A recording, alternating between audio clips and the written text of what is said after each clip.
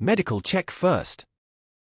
This will be a mini-series of weekly blogs to create a true understanding and to give as much information as possible. If you work with a behaviorist, the very first question should be, have you had a veterinary check? Which details what the vet check should have explored. This will also be within your behavioral consultation pack prior to the appointment. A vet check with an integrative vet can ensure that there is nothing going on medically and that there is no pain causing the behavior that you are struggling with. This will help to narrow down the why of the behavior and help the dog with triggers or in beginning the journey of identifying the why of the behavior. We highly recommend a vet check with an integrative vet to ensure that there is nothing going on medically and that the behavior you are struggling with is behavioral and not medically related, as pain is fluid and vets tend to simply look at isolation pain and not chronic pain or unwellness. An integrative vet will see your dog as an individual and do a blood panel, possibly a pain trial, and ask you lots of questions to get a better picture. Recording videos of your dog's movements and behaviors can also be a great starting point for the vets. Just as we respect individuals with invisible disabilities, we should also respect that we don't know what is going on internally within our dogs' bodies.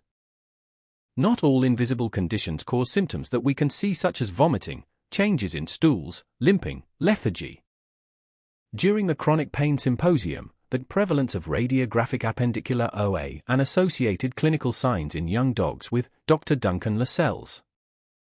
I witnessed a dog from his study of a year-old dog with arthritis in comparison to an older dog with arthritis, both going up a set of steps. The older dog showed physically signs of struggling, the young dog did not, but to their trained eyes an altered gait. Another research paper looked at the impact of unwellness in dogs of all ages and the impact on owners, and found that the owners of elder dogs were resigned to their dog becoming arthritic, whereas owners of younger dogs couldn't believe it as they didn't see any obvious symptoms. 1. This is why it is so important to seek out an integrative vet who will spend a good amount of time with you and your dog. Observe their movements and want to know every detail about your dog to make a diagnosis or clear them, which I will expand on in the next part of the series. I just created a post about how to find an integrative vet, as unfortunately most do not have their own practices and tend to work in a traditional vets with allopathic medicine. Allopathic medicine is pharmaceutical-based medication for those who don't know. Being holistically based, if you find yourself working with a holistic practitioner, we prefer to work within an integrative team. So the other professionals within the team may be wholly holistic, such as hydrotherapy, chiropractors, physio, acupuncture, but the vet will most often be integrative. We acknowledge that conventional medicine has its place, but so does holistic. Reflect for a moment if you still don't quite understand holistic. Whichever dog food you feed, whether you are barf die hard or a kibble connoisseur, most likely now in your cupboard will be salmon oil, some form of herbal supplements. You may also use Pet Remedy and Dorwest herbs for problems you feel confident in handling yourself. Until the Industrial Revolution in the 1800s, pharmaceutical was the snake oil, until Beecham's became popular in the mid-1800s. We didn't have aspirin until the early 1900s, and until the First and Second World War, there was no insulin or penicillin. In 1957, this is when the NHS in England, as we kind of know the shell of the original NHS, wasn't entirely built so the poor could afford healthcare, as was the original purpose, but to fund the exciting new world of pharma. 2. In the early 1900s, the idea was to close medical schools, which did not jump into pharma and still focused on herbal medicine, as pharma was discovered as the cash cow. By the 1930s, there were no more medical schools that could teach unless it was pharma-based. Herbalists have been famous throughout history and also key people from ancient times to now, such as Hippocrates. The Hippocratic Oath is recited by medical professionals still today.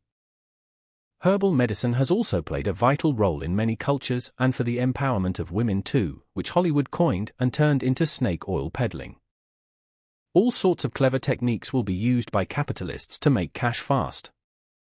The last homeopathic school in the US closed its doors in 1920 because all of the medical students wanted to work with the exciting and revolutionary new pharma. However, in the 1970s, only 30 years after the boom of pharma going mainstream, homeopathy made a comeback. Sadly, like the dog training industry pre-1970s, many people turned to homeopathy because, like dog training, there were no regulations and anyone could set up as a homeopath and peddle snakeskin oil and liver pills. This all changed with one doctor called Dr. Samuel Hahnemann of Germany. From studying on himself, he quickly found that medicating a well person could cause the symptoms of unwellness to a lesser degree, and used the cowpox vaccination to cure smallpox with the famous term like, cures like, or principles of similars. 3. When the 1950s began to see a revival in herbalism, as soon as big drug companies realized this was another way to grab another section of the market, they did that too. But had to now convince people it wasn't quackery, and also they have decimated many plants and endangered species, as well as contributed to species becoming extinct in the name of greed. The European Union brought in new measures to decree that herbal medicines had to meet similar criteria to that of pharma medicines in 2011. 4. So holistic doesn't necessarily mean herbalism and plants all the way, or hoodoo, as it is sometimes referred to as. Herbalism is deeply rooted in science because it has had to prove its worth to come back into circulation alongside pharma. Holistic means an individualized, focused approach to that one individual working within a multidisciplinary team. Sure, there may be herbalists or aromatherapists involved, or even elements of zoopharmacognosy elements, because animals teach us so much about their needs through their own self-selection, both in the wild and domestic settings. So this is why we rely on integrative vets. They have studied the path of pharmacy first, become qualified, practiced and become seasoned, and then evolved into their own practitioner based on their scientific learning. You can hear this directly from an integrative vet herself here following the link. https://k9flow.com Insights: How to find a holistic vet in the UK. References: Belshaw, Z, Dean, R, and Asher, L, 2020. You can be blind because of loving them so much. The impact on owners in the United Kingdom of living with a dog with osteoarthritis. BMC Veterinary Research, 16, 1. Doid https://doi.org 10.1186S12917-020-02404-5. Pharma Forum, 2020. A History of the Pharmaceutical Industry. Online, Pharma Forum. Available at https://pharmaphorum.com rd A History of the Pharmaceutical Industry. Loudon, I, 2006, The Brief History of Homeopathy, Journal of the Royal Society of Medicine. U.S. National Library of Medicine. Available at https://www.ncbi.nlm.nih.government PMC Articles PMC 1676328. Anon, N.D. Legislation, British Herbal Medicine Association. Online, it's available at https://bhmar.info Legislation on Herbal Medicines #text =traditional %20 herbal %20 registrations %20 THRs.